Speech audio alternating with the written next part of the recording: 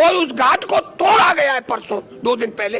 ये बड़ा मैंने कल घोर आपत्ति व्यक्त की है और मैंने फेसबुक और व्हाट्सएप पे बहुत कुछ लिखा है। और भाजपा सरकार की, तो आप सरकार की बात करते हो, आप 300 पार की बात करते हो, अरे आप 50 पार नहीं हो पाओगे। हमारा समाज की संख्या 8.5% है।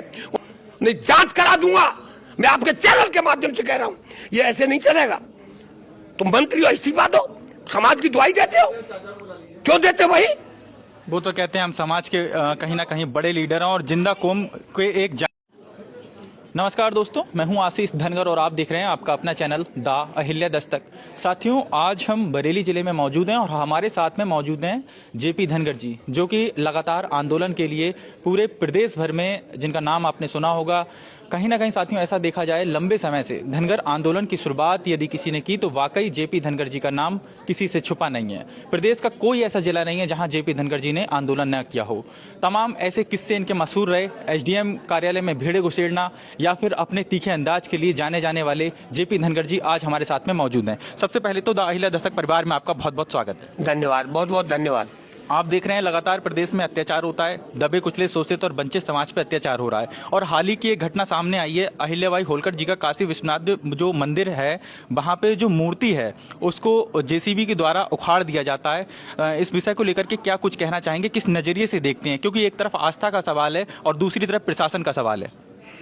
बिल्कुल आपका क्वेश्चन सही है, ये ज्वलंत मुद्दा है। ये जो सरकार है, भाजपा सरकार, ये अच्छी नहीं है। ये धर्म के नाम पर तो ये सत्ता में आती है और प्रधानमंत्री मोदी जी से झूठा इस देश में कोई व्यक्ति नहीं है जो निम्न स्तर का होगा, वो भी इतना झूठ नहीं बोलता। मैं इसलिए आरोप लगा रहा हूँ, सीधा सीधा आरोप है कि जहाँ हमारे पाल, बघेल, गडरिया, धनगर, कोरबा, जो भी गडेरी, रेवाड़ी, भरवाड़ आदि लिखते हैं, उनकी सबकी आस्था लोकमाता अहिल्याबाई होलकर देवी जी में है। क्योंकि ये पुण्य श्लोका मात्र 3 व्यक्तियों को उपाधि दी गई और जिसमें लोकमाता अहिल्याबाई होलकर भी थी। तो कहने का तात्पर्य है कि अभी अभी इन्होंने पिछली जो 31 मई को मनाई, पूरे प्रदेश छोड़ दिए, देश में मनाई और महीनों तक मनाई। और ये उनका बखान करते करते माननीय प्रधानमंत्री जी नहीं थके। आज स्थिति क्या बदल गई? आज लोकमाता अहिल्याबाई होलकर में क्या ऐसी बुराई आ गई? अचानक क्या बुराई हो गई? जब उनसे बड़ा इस विश्व में कोई भी धर्मदाता नहीं रहा, जिसने कभी 12,776 मंदिर, बाबरी कुआं इत्यादि बनवाए। इतना विश्व में किसी भी परिवार ने नहीं बनाए, किसी राजा ने नहीं बनवाए, किसी नेता ने नहीं बनवाए।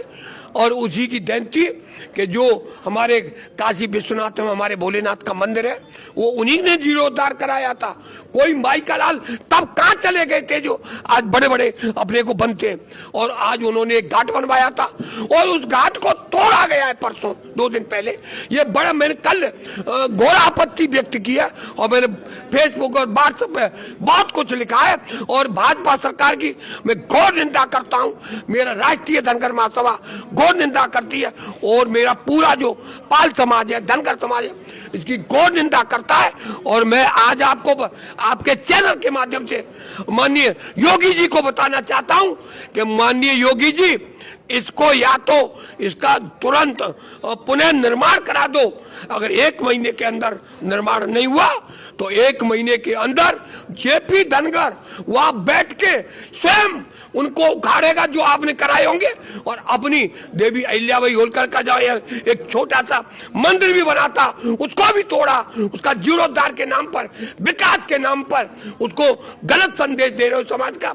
अगर आपने इसका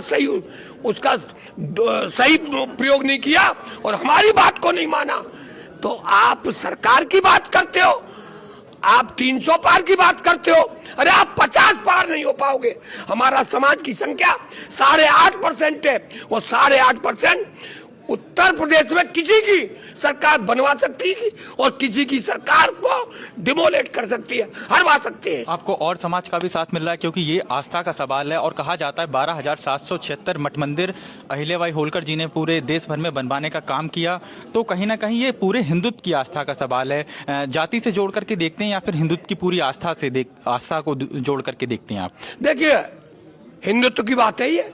महारानी अहिल्याबाई होलकर ने जो बड़े बड़े मंदिर तो सब देवी जी ने बनवाए, तो हमारे हिंदुत्व की बात है। और मैं हिंदुत्व को उन हिंदुत्व वालों को भी कहूंगा कि हमारा इसमें साथ दें, क्योंकि आप हिंदुत्व की बात करते हो, फिर आप हिंदू मुस्लिम की बात करते हो, तो फिर हमारी देवी जी का क्यों तोड़वाया? वो तो भोलेनाथ का मंदिर है, वो तो भोले बाबा का है। तो ये हिंदुत्व की बात तो ये तो गलत करते, लेकिन मैं तो कुछ करता हूं। और अगर मैं ये आपको बता दे रहा हूं, और मेरी बात आज तक मैं जब जाता हूं तो फिर डंके की चोट करता हूं, और जब पैर जमा देता हूं अंगद की तरह, तो फिर सरकार भी मेरा पैर उखाड़ नहीं पाती है। समाज मेरा साथ देता है, और समाज जब साथ देगा तो इनकी ताकत नहीं मेरा पैर उखाड़ दे। मैं बैठूंगा, धरना प्रदर्शन करूंगा, लोगों से कहूंगा कि अब हम लोग पत्थर लाके अपना जीर्णोद्धार स्वयं करेंगे, सरकार के बस की बात नहीं है। लेकिन एक बात और कहूंगा कि जितने भाजपा में विधायक है, सांसद है, मंत्री हैं, वो चूहे के बिल में क्यों घुस गए? वो चूहे के बिल में क्यों घुस गए?